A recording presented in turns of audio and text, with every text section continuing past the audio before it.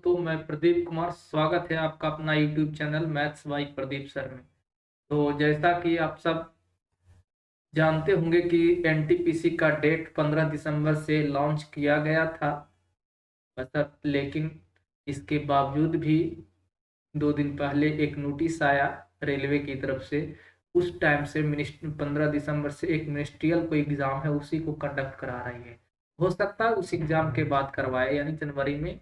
आपको जनवरी तक उम्मीद है कि एनटीपीसी का एग्जाम होगा। तो इन चीजों को देखते हुए आपको पिछले भी वीडियो में मैंने बताया था कि संडे को मैं आपके लिए एनटीपीसी के लिए स्पेशल चैप्टर बाय चैप्टर सवालों को मैं करवाऊंगा। और बहुत सारे बच्चों को डिमांड है कि सर पहले CISI करवाइए। तो CISI जो है चैप्टर के रूप में जो मैं हम पढ़ा रहे हैं सीरीज में, जैसे अभी परसेंटेज चल रहा है, वो परसेंटेज जब खत्म होगा तभी CISI चालू होगा। लेकिन एनटीपीसी और ग्रुप डी के लिए मद्देनजर रखते हुए मैं CISI के कुछ सवालों को आज मैंने लिया है। फिर एक क्लास और CISI के कुछ सवाल लेंगे, 2 क्लास में इस चैप्टर से खत्म हो जाएगा। ऐसे ही मैं चैप्टर बाय चैप्टर करके सवालों को करवाता चलूंगा। वो खासकर एनटीपीसी और ग्रुप डी, दिल्ली पुलिस, ये सब के लिए है। और जो सवाल मैंने लिया है वो किसी न किसी पेपर में, रेलवे के पेपर में पूछा है। चाहे वो एनटीपीसी में पूछा हो या ग्रुप डी में पूछा हो, किसी न किसी एग्जाम में पूछा हुआ है। प्रीवियस क्वेश्चन है, उसी पैटर्न का सवाल है। और कुछ अतिरिक्त सवाल को भी मैं करवाऊंगा। लेकिन एक बात ध्यान रखना, जो भी इस वीडियो को देख रहे हैं वो वीडियो को शेयर जरूर कीजिए आपको अगर अच्छा लगे, और वीडियो को लाइक भी कीजिए।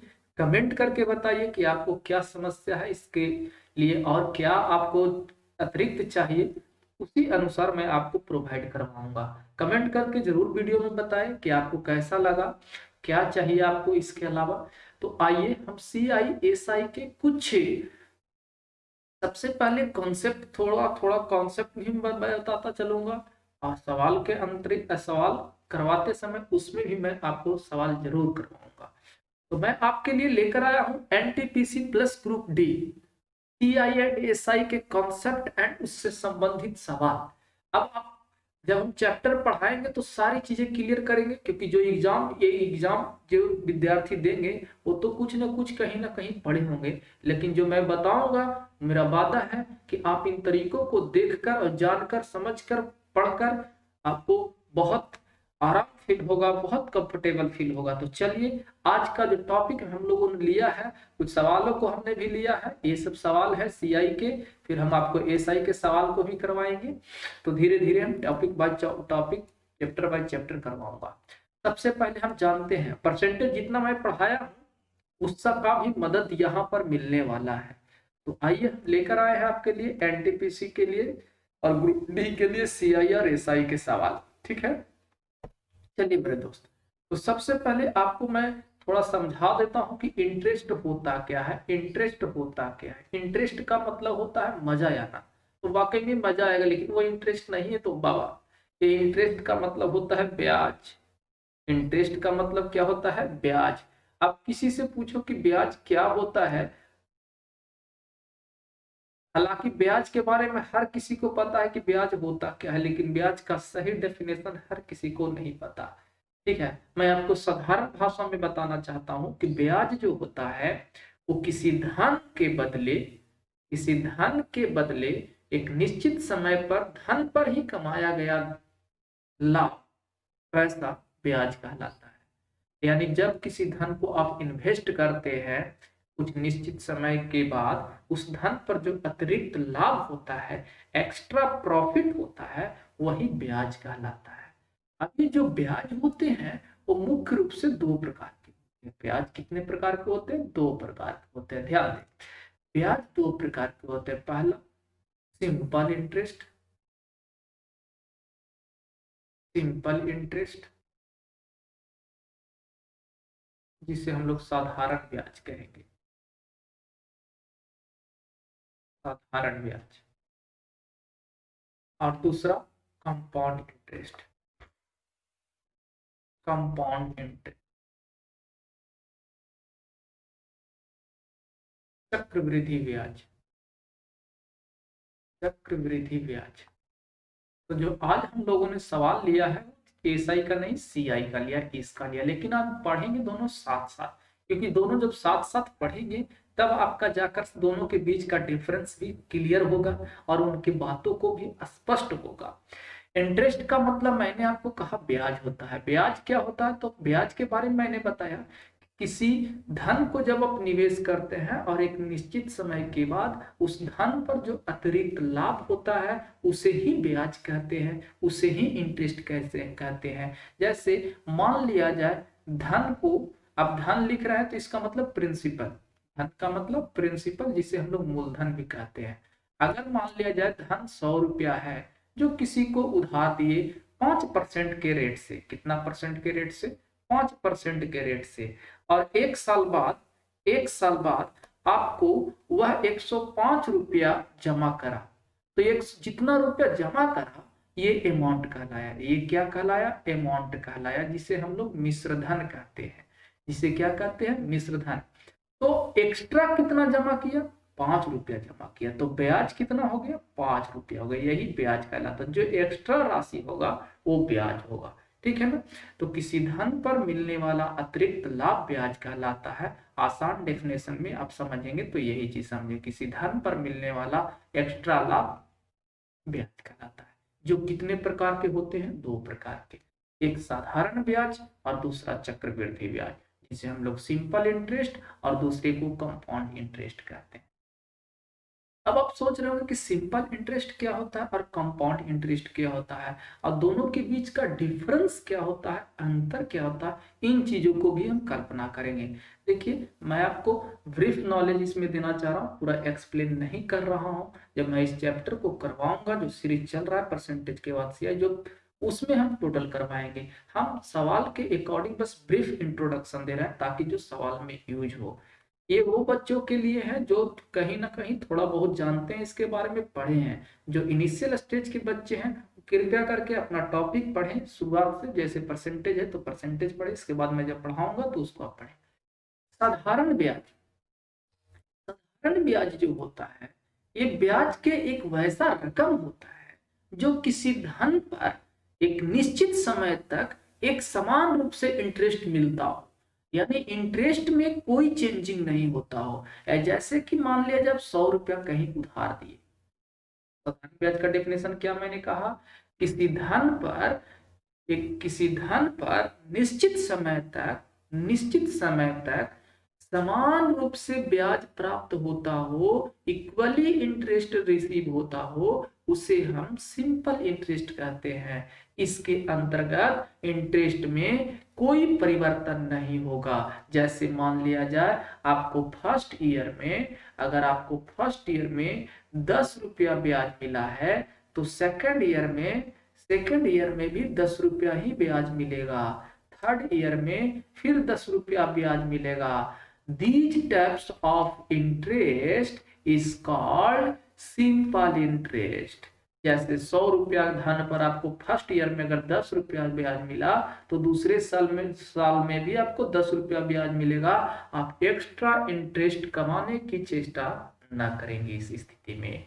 लेकिन इसके अपोजिट में चक्रवृद्धि ब्याज है। इसका डेफिनेशन अगर हम किसी से पूछते हैं तो 90% बच्चे ये कह देते हैं कि ब्याज पर मिलने वाला ब्याज चक्रवृद्धि ब्याज, ब्याज पर मिलने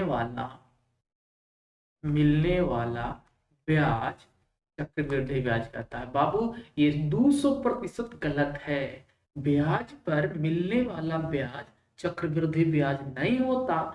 हम कैसे समझ पाएंगे कि ये गलत है? मैं आपको प्रूफ कर इसी स्क्रीन पर दिखाएंगे। आप सुनेंगे चक्रवृद्धि ब्याज का डेफिनेशन। मैं डेफिनेशन लास्ट में एग्जाम्पल पहले बताऊंगा। आइए मैं बताता हूं, देंगे। चक्रवृद्धि ब्याज होता क्या है मैं इसको क्लियर एग्जाम्पल से करवाऊंगा। पहले आप समझे इस बात को कि सीआई होता क्या है।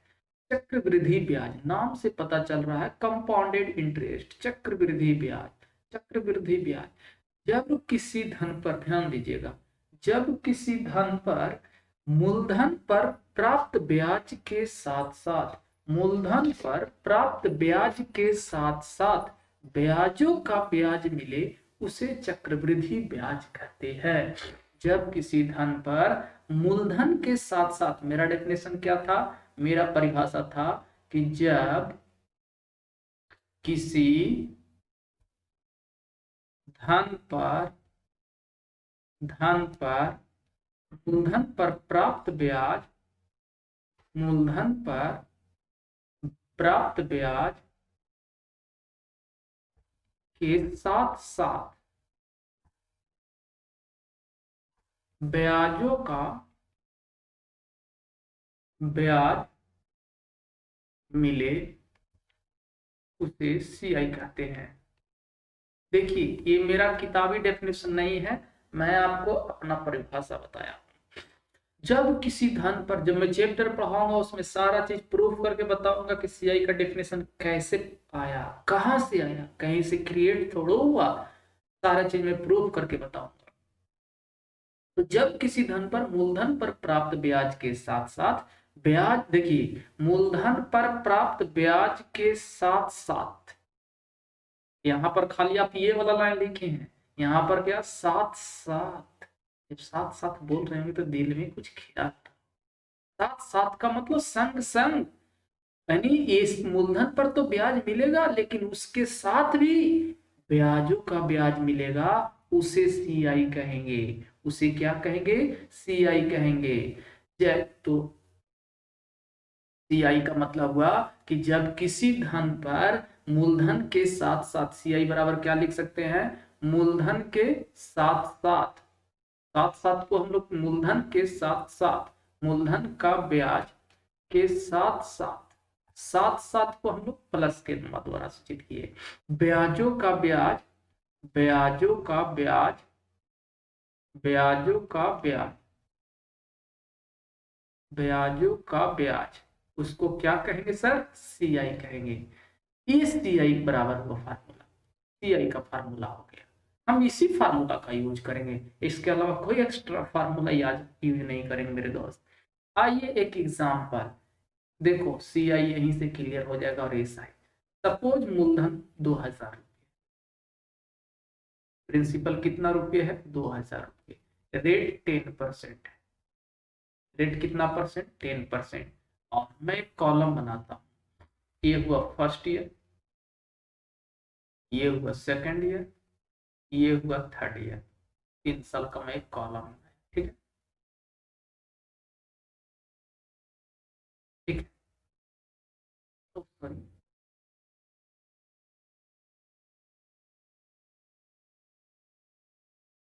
फर्स्ट ईयर में लिख रहे हैं एसआई, दूसरा कॉलम में लिखेंगे सीआई, तीसरा कॉलम में लिखेंगे सीआई माइनस एसआई। साधारण ब्याज का जो डेफिनेशन था उसमें कहा गया कि जब किसी धन पर एक निश्चित समय तक समान रूप से ब्याज मिले उसे एसआई कहते हैं।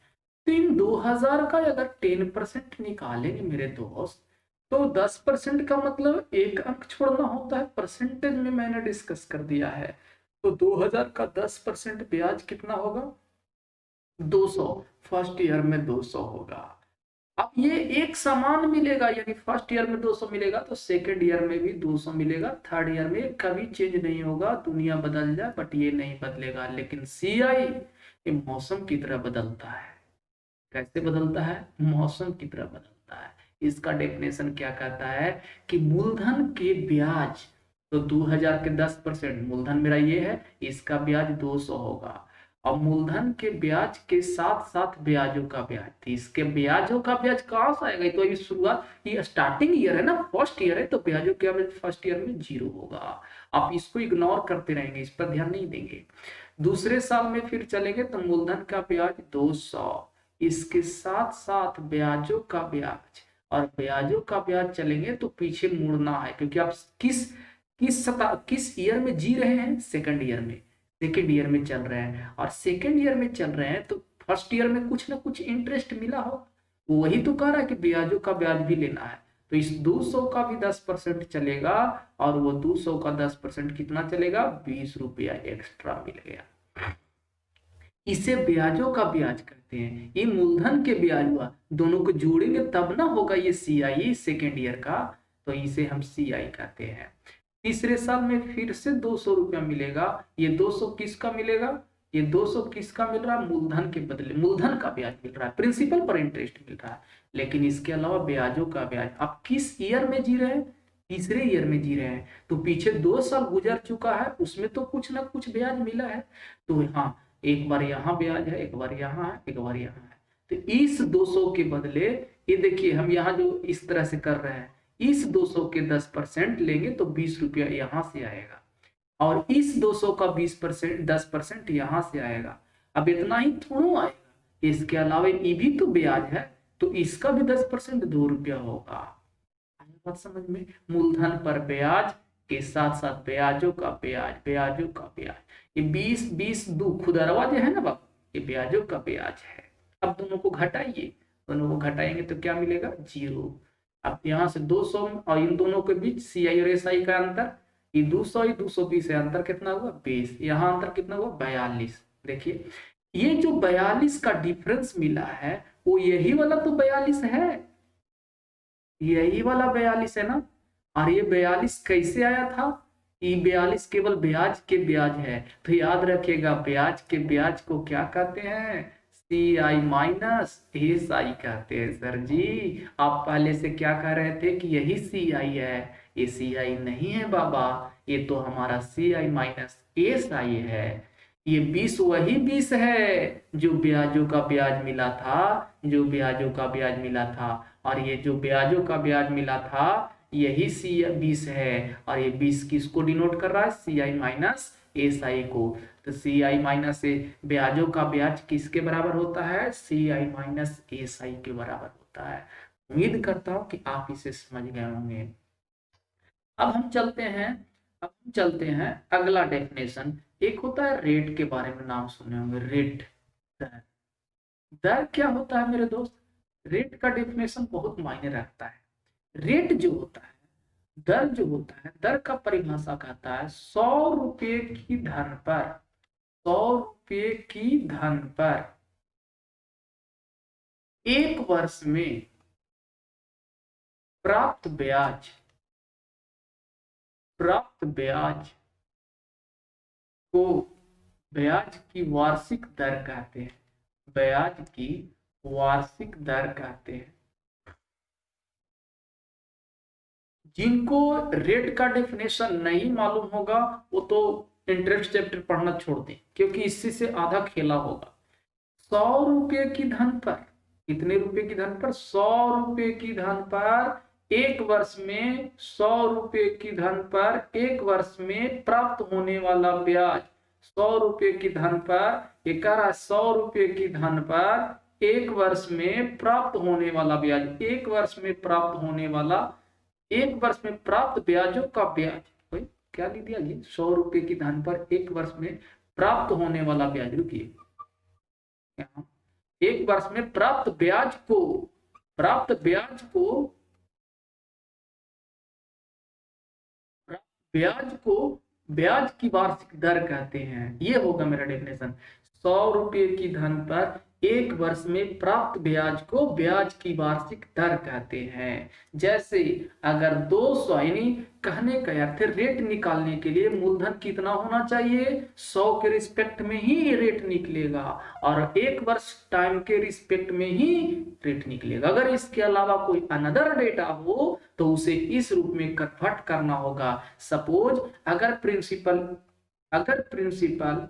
200 रुपया है और 6 माह का ब्याज, 6 माह का ब्याज कितना है, 13 रुपया, या मान लिया जाए 4 रुपया है, तो रेट कितना होगा, तो आपको क्या निकालना होगा, हमें समय 1 साल चाहिए, तो 6 महीना के 4 रुपया, तो 1 साल के कै रुपया, 8 रुपया। ये 8 रुपया कितना में, 200 में, 8 रुपया ब्याज जो मिलेगा वो कितना मिलेगा, 200 मिलेगा, तो 100 में कितना मिलेगा, 4% ना मिलेगा, तो रेट हमारा कितना हुआ, 4% हुआ। यानी रेट निकालने के लिए principal must be 100 and time must be 1 year. तभी आप रेट को कैलकुलेट करेंगे। अगर आप इंटरेस्ट चैप्टर में कंपाउंडिंग इंटरेस्ट की बात करते हैं, कंपाउंडिंग इंटरेस्ट की बात करते हैं, तो रेट के निम्नलिखित टाइप होते हैं।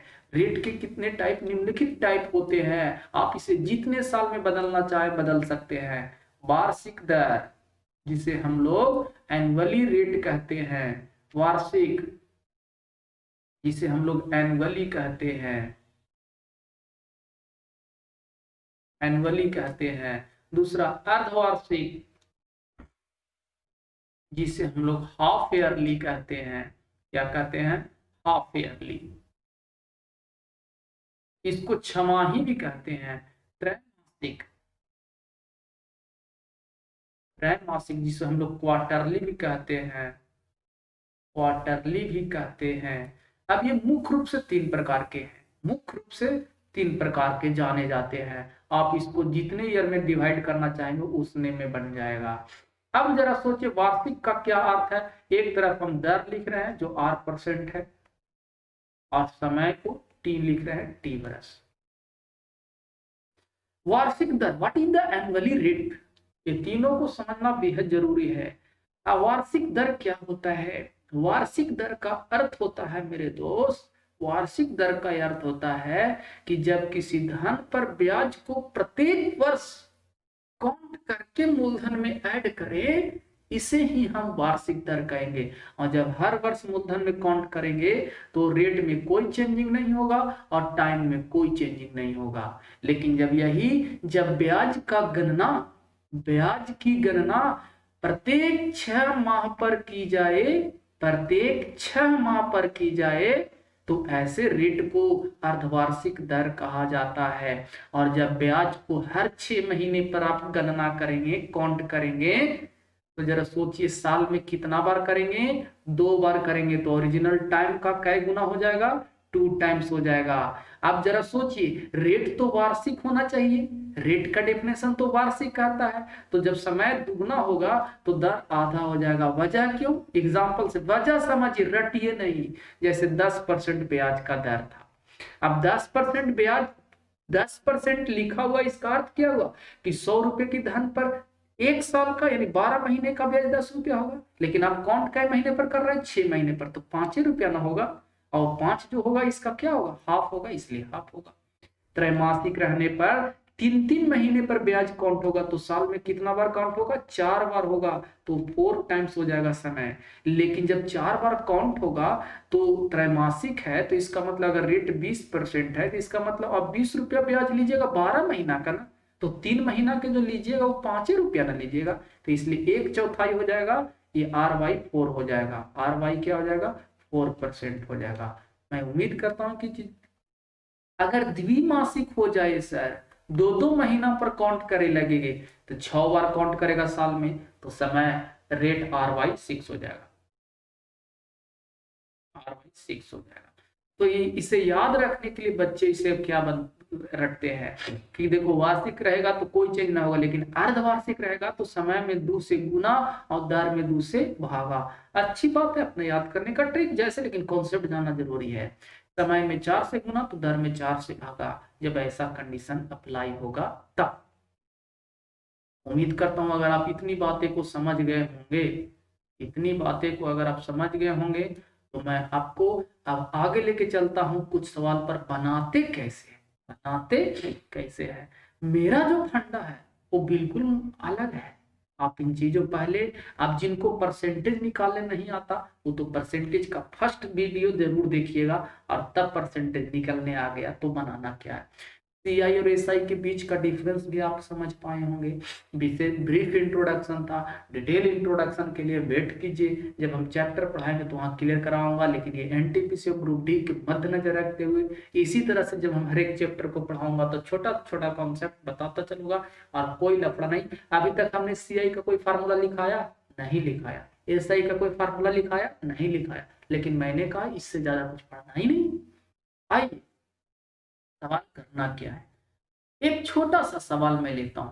जैसे प्रिंसिपल, प्रिंसिपल आपको 4,000 रुपया है, रेट 5% है, टाइम आपको 2 वर्ष है या 3 वर्ष, जो भी लेना है कुछ भी ले सकते हैं, 2 वर्ष। अब इसी से सवाल क्या क्या पूछा जा सकता है, जैसे सवाल नंबर फर्स्ट ए होगा एस आई क्या होगा, सेकंड सी आई क्या होगा, third C I minus S I क्या होगा, या दूसरे वर्ष का सी आई क्या होगा, दूसरे वर्ष का सी आई क्या होगा। जो भी लोग इस वीडियो को देख रहे हैं वो कमेंट कीजिए जरूर, कैसा लगा है आपको। ये जरूर दोस्तों के बीच में शेयर कीजिए, लाइक कीजिए, सब्सक्राइब कीजिए, ठीक है।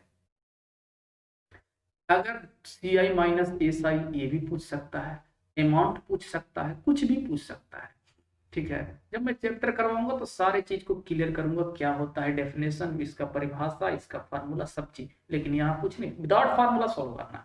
बनाने का तरीका, सबसे पहले एक लाइन खींचना है। क्या खींचना है? लाइन खींचना है। लाइन खींचना है, लाइन सरल रेखा, ऐसा रेखा, सरल रेखा खींचना है। अब ये लाइन जो होगा वो 2 भाग में डिवाइड करेगा, एक ऊपर है और एक नीचे है। लाइन के ऊपर में क्या लिखेंगे? लाइन के ऊपर में, लाइन के जो ऊपर में लिखेंगे वो मूलधन का ब्याज लिखेंगे। लाइन के ऊपर में क्या लिखेंगे? मूलधन का ब्याज। मूलधन के ब्याज को क्या कहते हैं सर जी? एसआई। और लाइन के नीचे में ब्याजों का ब्याज लिखेंगे, और ब्याजों का ब्याज को क्या कहते हैं? ब्याजों का ब्याज को क्या कहते हैं? सी आई माइनस एस आई।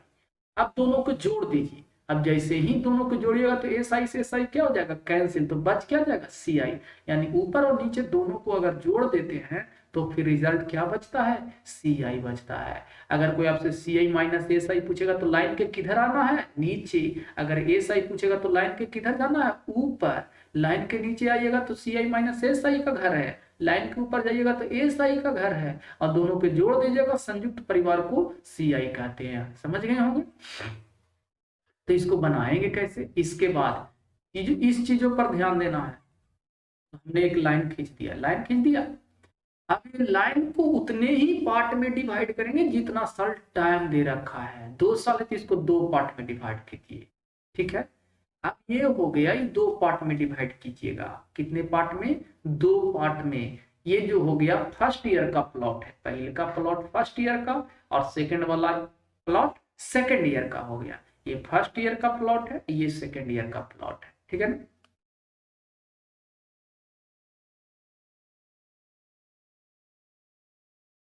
ये फर्स्ट ईयर, ये सेकंड ईयर का प्लॉट है।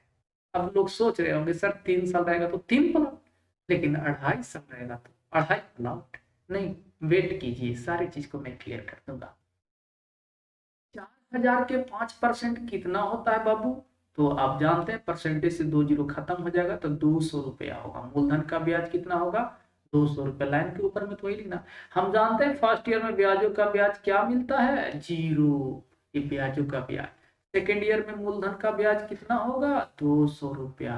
फिर यहाँ से ब्याजों का ब्याज, यहाँ पर ब्याजों का ब्याज लिखना है। तो सेकेंड ईयर में जी रहे हैं तो किस ईयर का ब्याजों का ब्याज लेंगे? फर्स्ट ईयर का लेंगे ना। तो 200 का 5% कितना होगा? 10 रुपया। कहानी समाप्त हो गया। एस आई, तो एस आई के लिए कहाँ जाना है? लाइन के ऊपर। 2 400। सी आई का मतलब संयुक्त परिवार, ऊपर से लेके नीचे। फर्स्ट ईयर का 200, सेकेंड ईयर का 210, 400। दूसरे वर्ष का सी आई तो खाली दूसर का प्लॉट में, दूसर का प्लॉट कितना है? 210। सी आई माइनस एस आई तो लाइन के नीचे 0 प्लस 10, 10। यही तो मेरा आंसर है सर। अगर इसी में आपसे पूछ देता कि 1.5 साल का क्या होता, यहाँ पर समय रहता 1.5 साल, सब कुछ वही 1.5 साल हो जाता। तो 1 साल से थोड़ा सा भी ज्यादा रहेगा तो हम 2 साल का डायग्राम बनाएंगे, 2 साल से ज्यादा रहेगा 3 साल का डायग्राम। तो डायग्राम तो मेरे पास ऑलरेडी बना हुआ है, बस जवाब देना है। तो जवाब में क्या कर देना है? ये कहता है 1.5 साल है तो 1 साल का पूरा लीजिए, दूसरे साल में आधा लीजिए। तो इसका आधा 100 और इसका आधा 5। 105 और 200 तो कितना हो जाएगा? 305। यही कितना हो जाएगा? 305। अब एस आई 200 और 100, 300। दूसरे वर्ष का सी आई माइनस एस आई कितना हो जाएगा? सी आई माइनस एस आई, दूसरे वर्ष का सी आई तो 105। 105 है ना, ये 105, 105।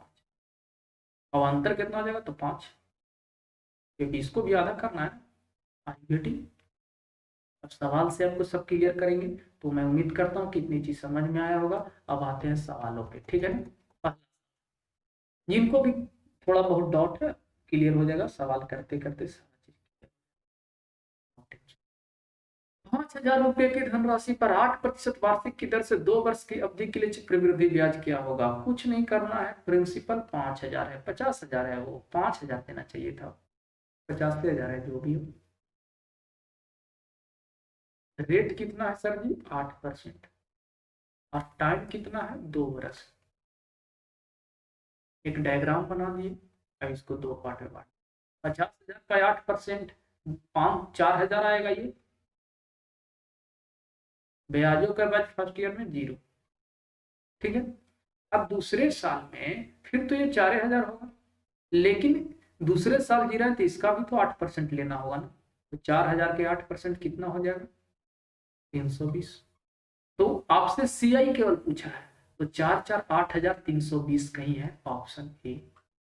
अगर पूछता दूसरे साल का सीआई तो 4,320, अंतर पूछता तो 320, साधारण ब्याज पूछता तो 8,000। सब चीज तो आपके सामने रिप्रेजेंट है सर, इसमें तो कोई डाउट ही नहीं है, ठीक है। और तरीके तो मेरे पास बहुत है, लेकिन हम बहुत सारे तरीके को बताना जरा सा ही पसंद नहीं करता हूँ, लेकिन एक तरीका और जरूर बता देता हूँ। एक तरीका के एक तरीका बता देता हूँ, ये तरीका समझ गए होंगे। 8% जो परसेंटेज में मैंने डिस्कस किया है, 8% का मतलब होता है 2/25 फ्रैक्शनल वैल्यू। तो 25 क्या चीज को डिनोट करता है, ओरिजिनल वैल्यू। ओरिजिनल वैल्यू क्या है, प्रिंसिपल की बात हो रहा है ना, तो प्रिंसिपल है 2 रुपया, क्या है, ब्याज है। तो जरा सोचिए, अगर प्रिंसिपल जब 25 था तो एक साल में कितना हो गया, 27 हो जाएगा अमाउंट हो जाएगा। तो यही बतिया दोबारा भी तो दोहराएगा, दूसरा साल में 25 से 27 हो जाएगा, 25 से 27 हो जाएगा कि नहीं हो जाएगा।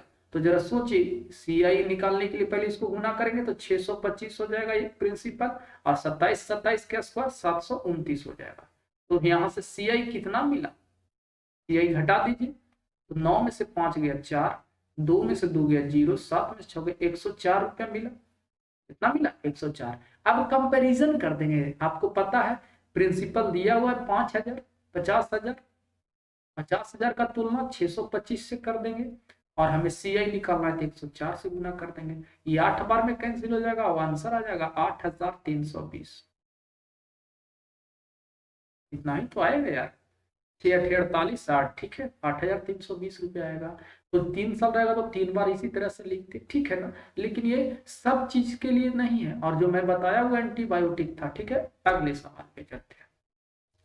15% वार्षिक ब्याज की दर से 10,000 रुपए की 1,000 रुपए की राशि का 3 वर्ष का सीआई किया होगा, है ना। 3 वर्ष, कोई दिक्कत नहीं है। हम तो एक डायग्राम बनाते हैं, ये हो गया 3 वर्ष। अब 15% है तो निश्चित है कि 150 मिलेगा फर्स्ट ईयर, ब्याजों के बाद 0, फिर 150। अब इस 150 का भी 15%, तो 15 है 225, 2 रुपया 25 पैसा। यहाँ पर समझिएगा, यहाँ तो 150 मिलेगा ही मिलेगा। अब 2 रुपया 25 पैसा इसके बदले मिलेगा, तो इसके बदले भी तो 2 रुपया 25 पैसा मिलेगा। तो 2 रुपया 25 पैसा और 2 रुपया 25 पैसा कई बार मिलेगा, 2 बार मिलेगा। एक बार इसका और एक बार इसका, आया बात समझ में। एक बार इसका और एक बार इसका। अब इसका कहाँ गया भाई, ये भी तो 15% लेंगे, हाँ इसका भी लेंगे। तो 15 25 75 के 5 तेरी 7, 15 दूना 30 और 7 37, और 15 दूना 30 और 3 33। अब जीरो कहाँ बैठाएंगे, दशमलव कहाँ बैठाएंगे। तो परसेंटेज से, परसेंटेज में 100 आता है बट्टा में, तो 2 अंक ये और 2 1 4 अंक, तो यहाँ पर बैठ जाएगा, डेसिमल बैठ जाएगा। हालांकि आपको 2 ही अंक तक लेना है। जोड़ दीजिए, 1.5 तिया 450, 2.25 और 2.25 4.5, या 2.25 6 रुपया 75 पैसा इधर से हो गया। तो 450 ये हुआ, 6 रुपया 75 पैसा ये हुआ, और 0.33 पैसा ये हुआ। बस 2 अंक तक लीजिए। तो 456 रुपया कहीं कहीं है, 450 नहीं है, तो आंसर क्या हो जाएगा, आंसर डी हो जाएगा। आया बात समझ में। उम्मीद करता हूँ कि चीजों को समझ गए। नेक्स्ट सवाल, 2000 रुपये का 10% प्रति वर्ष की दर से 3 वर्ष का चक्रवृद्धि ब्याज क्या होगा? 3 वर्ष का चक्रवृद्धि ब्याज क्या होगा? और ब्याज प्रति छमाही संयोजित किया जाए, ये तो मिस प्रिंट है, यहाँ पर 3 वर्ष नहीं होगा, 1.5 वर्ष होगा मेरे दोस्त, ये 1.5 वर्ष होगा। ये इसको काट दीजिएगा, ये 1.5 वर्ष होगा, यहाँ पर 1.5 वर्ष होगा।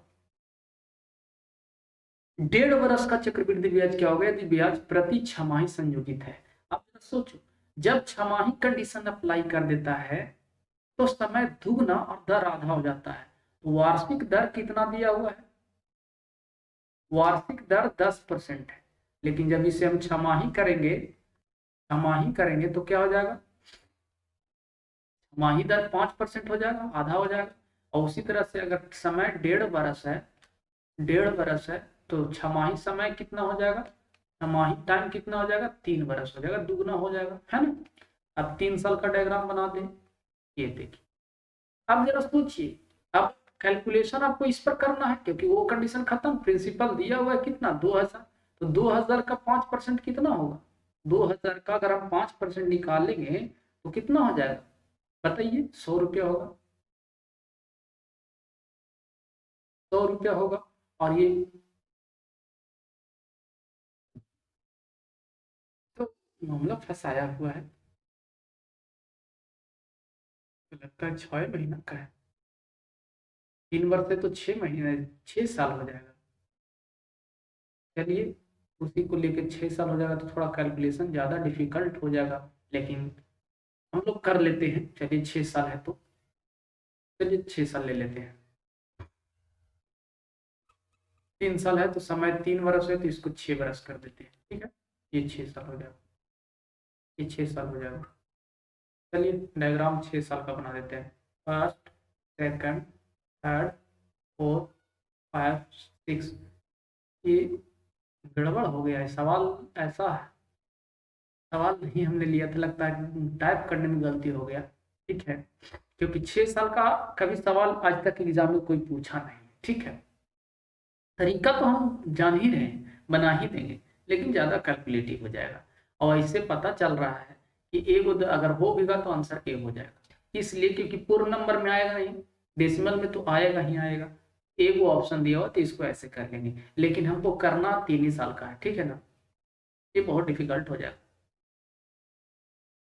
तो कितना हो जाएगा? 5% हो जाएगा। तो ये 3 साल हो जाएगा, ये देखिए। तो ये रेट 5% हो जाएगा, दर 5% है, इसको 3 साल ले लेते हैं। तो 1.5 से 20 25 100 हो जाएगा, ब्याजों का ब्याज 0, फिर यहाँ 100 हो जाएगा, फिर यहाँ 5 हो जाएगा, फिर यहाँ 100 हो जाएगा। 5 और 5 2 बार आएगा, 5 + 5 आएगा, 5 का भी अगर हम 5% लेंगे तो 0.25 आ जाएगा। तो 315 रुपये 25 पैसा, 315 रुपये 25 पैसा आ जाएगा इसका आंसर। इस क्वेश्चन में थोड़ा सा कहीं एरर टाइपिंग हो गया है। पहले वर्ष में 8%, दूसरे वर्ष में 10%, तीसरे वर्ष में 12% वार्षिक दर से 5,000 रुपये का 3 वर्ष का चक्रवृद्धि ब्याज क्या होगा? मर जाएगा। फर्स्ट ईयर का जो इंटरेस्ट रेट है वो कितना है? 8% है। सेकेंड ईयर का जो रेट है वो 10% है, और थर्ड ईयर का जो रेट है वो 12% है। पूछ रहे हैं उससे मतलब नहीं, 3 साल का है, 3 बार डायग्राम बना। अब जरा सोचिए, फर्स्ट ईयर में 5,000 का अगर हम 8% लेंगे तो 400 हो जाएगा, इसकी कहानी खत्म, 0। अब इसकी कहानी खत्म। सेकेंड ईयर में 10% है तो 500 हो जाएगा। अब यहाँ पर जो होगा इंटरेस्ट का इंटरेस्ट, इसका भी तो लेंगे। दूसरे साल में 10% है तो 40 हो जाएगा। अब कुछ लोग सोच रहे हैं सर 400 का 8% ना लेना, नहीं नहीं नहीं, हम दूसरे साल में 10% ले रहे हैं तो 40 होगा, इसकी कहानी खत्म। तीसरे साल में 12% है तो 12 25 600 हो जाएगा। अब 12% इसका लेंगे तो 12 4 48, 12% इसका लेंगे तो 12 25 60, 12% इसका लेंगे तो 12 4 48, 4 रुपया 80 पैसा। 80 पैसा वाला में ऑप्शन 2 है, तो 5 6 5 11 4 1500, 15 और ये मिला देंगे तो 1600, 48 और 4 52, 1652 रुपया 80 पैसा।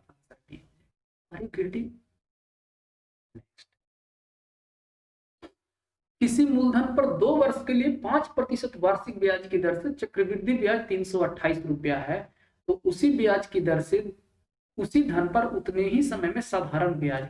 बहुत मजेदार क्वेश्चन है। एक बात याद रखिए, अब इसमें प्रिंसिपल क्या है वो मालूम नहीं, प्रिंसिपल गायब कर दिया, तो हम प्रिंसिपल को मानते हैं। तो क्या हम 100 मानेंगे? नहीं मानेंगे, लेकिन ऐसा मानेंगे कैलकुलेशन करने में आसान होगा। 5% का फ्रैक्शन वैल्यू कितना होगा से बताइए, 1/20। तो मूलधन को इसी के अकॉर्डिंग मानना है, तो यहाँ लिख दे रहा है माना मूलधन बराबर। अब देखिए समय 2 साल है तो 20 गुना 20 2 बार करके मान लेंगे, 3 साल रहेगा तो 3 बार गुना करके मान देंगे, कैलकुलेशन एकदम आसान हो जाएगा। अब हमारे 400 का 5% 20 रुपया, 0 20 रुपया, और इस 20 का 5% 1 रुपया। 1 सेकेंड बिजली चली गई, तो मैं दिख नहीं रहा हूं, मैं 1 सेकेंड, आप लोग थोड़ा इंतजार कीजिएगा।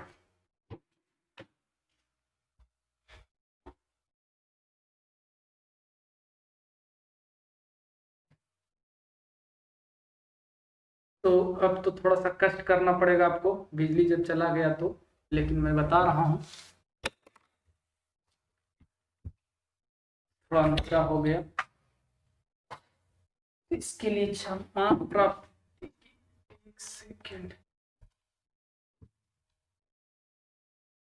खैर कोई बात नहीं, कोई दिक्कत नहीं, मुझे सब कुछ दिख रहा है, आपको भी दिख रहा होगा।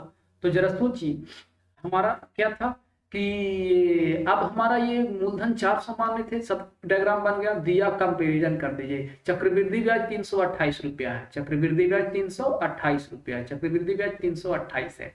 अब जब चक्रवृद्धि ब्याज 328 है तो इस डायग्राम के अकॉर्डिंग देखेंगे तो 41 रुपये चक्रवृद्धि ब्याज होगा। 20 40 से 41 पूछ रहा है साधारण ब्याज, तो साधारण ब्याज 40 है, 20 40, 8 बार में कट जाएगा, 8 चौको 32, 320 आंसर हो जाएगा। है कहीं ऑप्शन डी?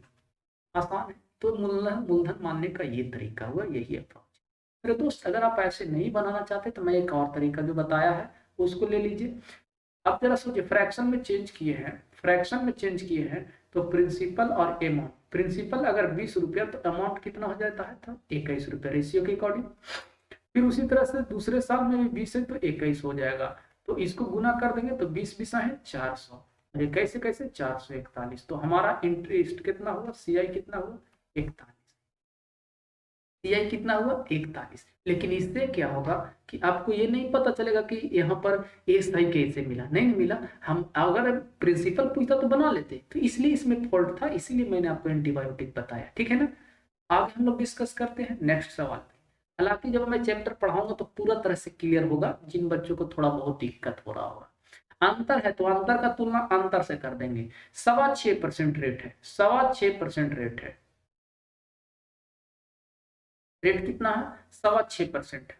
6.25% कैसे होगा, 6.25% का फ्रैक्शन वैल्यू होता है 1/16, 1/16 2 साल का है, तो मान लेंगे मूलधन, माना मूलधन 16 गुना 16 कई बार 2 बार, तो 256 रुपया मूलधन हुआ।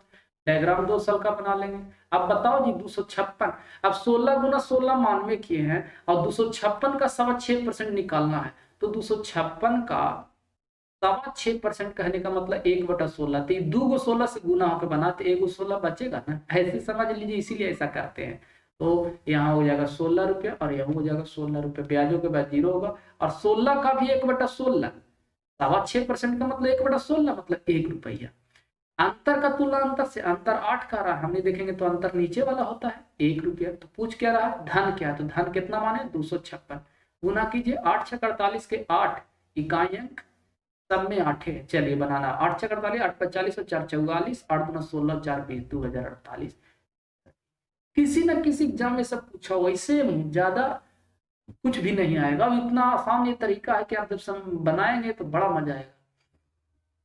3 वर्ष का अंतर दिया हुआ, 10% का फ्रैक्शन वैल्यू 1/10 होगा, तो मूलधन कितना मानेंगे 3 बार गुना करके मान लेंगे, 10 गुना 10 गुना 10 1000।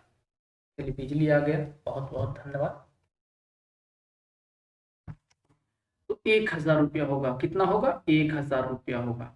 अब डायग्राम 3 साल का बन जाएगा, देखिए कितना मजा आएगा। 1000 का 10% 100 होगा, ब्याजों के बाद 0 होगा, फिर कितना होगा 100 होगा, फिर इसका 10% कितना होगा बाबू 10 रुपया होगा, फिर कितना होगा 100 रुपया होगा, 10 इसका 10 इसका, तो 10 + 10 कई बार 2 बार, और इसका भी तो 10% लेंगे तो ये 1 रुपया होगा, है ना। अंतर कितना कर रहा है? 15 रुपया 50 पैसा। अंतर कहाँ होता है भाई? लाइन के नीचे वाला। तो 10, 10 20 और 10 30 और 1 31। पूछ क्या रहा है? धन क्या? तो धन तो 1000 माने थे। दशमलव के बाद 2 अंक है तो 2 जीरो खत्म हो जाएगा। 31 25 155 5000 है। उम्मीद करता हूँ समझ रहे होंगे। नेक्स्ट, किसी धन पर 2 वर्ष का चक्रवृद्धि ब्याज 832 है तो इसी अवधि का साधारण ब्याज 800 रुपया है, तो 3 वर्ष का CI तथा SI का अंतर। ये भी पूछा हुआ क्वेश्चन है रेलवे में। कितना? 3 साल तक क्वेश्चन पूछा, डायग्राम में 2 साल तक के बात दिया है, हमें बड़ा मजा आया। SI कितना दिया है? 800 और CI कितना दिया हुआ है? 832। 832 ये कितने साल का? ये 2 साल का दिया हुआ है, 2 साल का दिया हुआ है। अच्छा एक बात बताओ, साधारण ब्याज तो बराबर मिलता है तो 400 मिलेगा ना? 800 है तो आप जानते हैं फर्स्ट ईयर में ब्याजों के ब्याज 0 होता है और 2 साल के CI 832 है, तो इसका मतलब यहाँ पर 32 मिला होगा ना। 800 तो हो गया, 32 है ना चाहिए। तो यहाँ से आप रेट भी निकाल सकते हैं, ये रेट निकल जाएगा। रेट कितना आ जाएगा? यहाँ रेट निकल जाएगा। देखिए रेट कैसे आ जाएगा? रेट आ जाएगा 32 400 में, तो 100 में कितना? क्योंकि रेट का डेफिनेशन 100 में कहता है, तो 8% आ जाएगा। ये भी एक आंसर हो जाएगा क्वेश्चन पूछता तो। लेकिन पूछ रहा है 3 वर्ष का CI तथा SI का अंतर क्या हुआ? तो तीसरा साल में, अब जो तीसरा साल का डायग्राम है उसको हम अलग पेन से लिख रहे हैं। तीसरा साल में भी तो 400 मिलेगा ही, क्योंकि तो समान मिलता है। अब 32 जो इसके बदले जब मिला था तो 32 32 कई बार मिलेगा? 2 बार मिलेगा। अब इस 32 का भी तो लेना होगा 8%, क्योंकि रेट 8% निकालना पड़ता। 8 दूना 16, 8 ते 24 25, 2 रुपये 56 पैसा होता ना। तो पूछ रहा है 3 वर्ष का CI तथा SI है, तो 32 दिया 66 और 2 68 रुपया 56 पैसा, 98 रुपये 56 हो गया। 32 दिया 96 दो, 32 दिया 96 दो 98 रुपये 56 पैसा। मजा आया ना? बहुत आसान है। 1200 रुपये पर 1 साल के लिए 10% प्रति वर्ष की दर से अर्धवार्षिक गणना करने पर सरल ब्याज और चक्रवृद्धि कोई दिक्कत नहीं है। अगर हम 10% लेते हैं तो अर्धवार्षिक होगा तो 5% हो जाएगा कि नहीं हो जाएगा? अर्धवार्षिक में 5% हो जाएगा, क्योंकि अर्धवार्षिक जब दर लीजिएगा तो आधा करना होगा ना। अर्धवार्षिक दर 10 का आधा हो जाएगा, 5% हो जाएगा, और समय जो हो जाएगा दुगना हो जाएगा। समय दुगना हो जाएगा तो कै साल के बोल रहा था? 1 साल के, तो 1 गुना 2 हो जाएगा, 2 वर्ष हो जाएगा। चलिए डायग्राम बन जाएगा, कोई दिक्कत लफड़ाई नहीं। 1200 का 5% 600 ब्याजों का ब्याज 0, 600 का 5% 30 रुपया। अंतर पूछ रहा था ना? अंतर पूछ रहा था 3 रुपया यार, आंसर सी। नेक्स्ट, 2500 रुपये पर किसी दर से 2 वर्ष के अंत में साधारण ब्याज और चक्रवृद्धि ब्याज का अंतर 16 रुपया है, तो क्या दिक्कत है? अब अच्छा इसमें क्वेश्चन क्या दिया है? रेटे गायब कर दिया है। हमें क्या पता रेट गायब किया है कि नहीं गया? रेट को R मान लेंगे, दर को हम R% मान लेंगे। दर को जब R% मान लेंगे तो 2500 का R%, 2500 का R% कितना होगा बउआ? 25R, बोलो होगा। तो यहाँ 25R, यहीं से तो फार्मूला निकल जाएगा। ब्याजों का ब्याज 0, फिर दूसरा का साल में 25R, और फिर इसका भी लेंगे अगर हम 25R का कितना परसेंट? R%, और यही 25R का R% ये जो अंतर है, ये क्या है? अंतर है। और ये अंतर कितना के बराबर दिया हुआ है? 16 रुपया के बराबर दिया हुआ है ना। तो 25R into R/100 is equal to 16। तो 25 चौको 16, 25 चौको 16, तो R² बटा 4 बराबर 16, तो 16 चौको 64, तो R बराबर 8% है कहीं ऑप्शन? Answer B. फार्मूला जिनको याद हो फार्मूला से बनाइए, हम आपको कॉन्सेप्ट बताया है और इससे आसान कोई तरीका नहीं है। तो फिर हम लोग मिलेंगे नेक्स्ट क्लास में नेक्स्ट वीडियो लेकर। तब तक के लिए आप इसे आराम से पढ़िए, फिर हम लोग लेकर आएंगे अगला वीडियो। तो